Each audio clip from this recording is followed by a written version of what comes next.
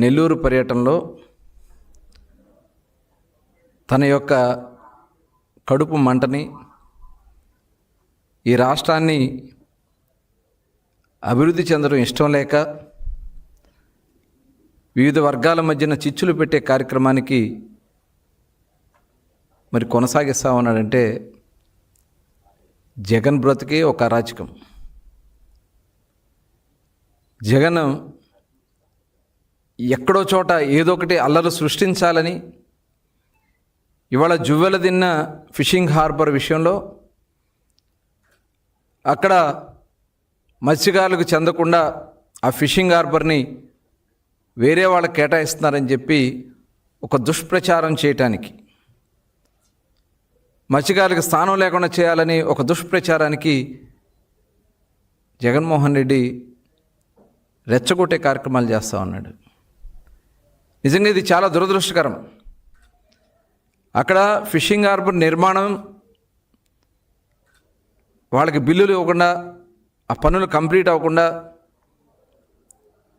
ఆ ఫిషింగ్ హార్బర్ని వెనక్కి నెట్టినటువంటి వ్యక్తి జగన్మోహన్ రెడ్డి. ఇది అవునా కాదా? అదే కాకుండా ప్రభుత్వం వచ్చిన తర్వాత కూటమి ప్రభుత్వం పనులు వేగవంతంగా చేస్తుంది. ఇంకా కొద్ది పనులు మిగిలి ఉన్నాయి. అక్కడ 901 మీటర్ల లెంత్లో జెట్టీని నిర్మాణం చేయడం జరిగింది. అక్కడ ఫిష్ ల్యాండింగ్ సెంటర్ కానీ, అక్కడ కోల్డ్ స్టోరేజెస్ కానీ, వాళ్ళకి కావాల్సినటువంటి వలలు కానీ, ఇవన్నీ కూడా భద్రపరచుకోవడానికి గదులు కానీ, అక్కడ ఒక సొఫిస్టికేటెడ్ ఫిషింగ్ హార్బర్ నిర్మాణం జరిగింది. దాన్ని తీసుకెళ్ళి వేరే సాగర్ సొసైటీ, సాగర్ డిఫెన్స్ వాళ్ళకి ఇచ్చేస్తున్నారని చెప్పి ఒక దుష్ప్రచారం చేయడానికి, అంటే అక్కడ మత్స్యకారుల్ని రెచ్చగొట్టడానికి. ఇలాంటి దుర్మార్గమైనటువంటి ఆలోచన ఉన్నటువంటి వ్యక్తి నిజంగా మత్స్యకారులు పొట్టకొట్టినటువంటి వ్యక్తి జగన్మోహన్ రెడ్డి. ఫిషింగ్ హార్బర్లో ఎస్టిమేట్లు పెంచేసి దాంట్లో కమిషన్లు దండుకున్నటువంటి వ్యక్తి జగన్మోహన్ రెడ్డి. అదే కాకుండా ఆ రోజున మరి చూసాం, జీవో నెంబర్ 217, అంటే తరతరాలుగా మత్స్యకారుల హక్కులుగా ఉన్నటువంటి చెరువుల్ని కొట్టేయడానికి నీ అనుయాయులతో ఆ జీవో నెంబర్ 217 తీసుకొచ్చావు. మరి మా కూటమి ప్రభుత్వం వచ్చిన వెంటనే ఆ జీవో నెంబర్ 217ని రద్దు చేశాం. మళ్ళీ మత్స్యకారులకి ఆ భూములు చెందేలాగా చేశాం.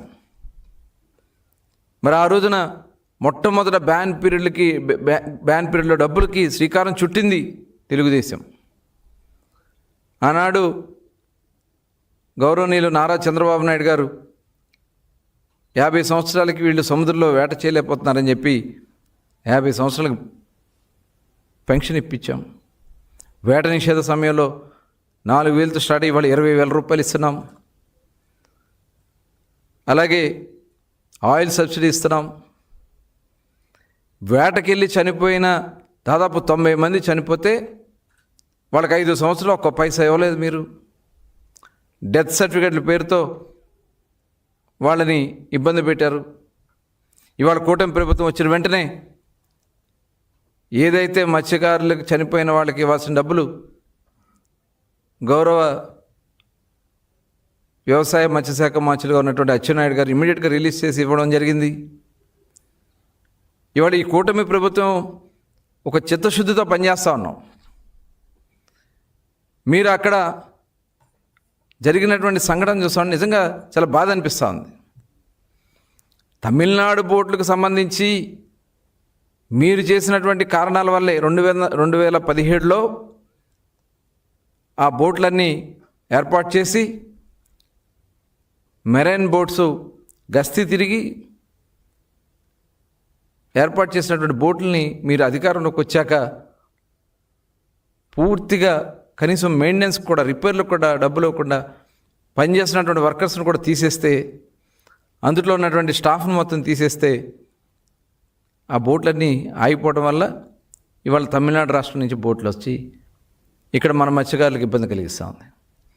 ఈ విషయం తెలిసిన వెంటనే గౌరవ ముఖ్యమంత్రి చంద్రబాబు నాయుడు గారు, అలాగే యువ నాయకుడు నారా లోకేష్ గారు అందరినీ కూడా ఆదేశించి అటు బాపట్ల నుంచి నెల్లూరు జిల్లా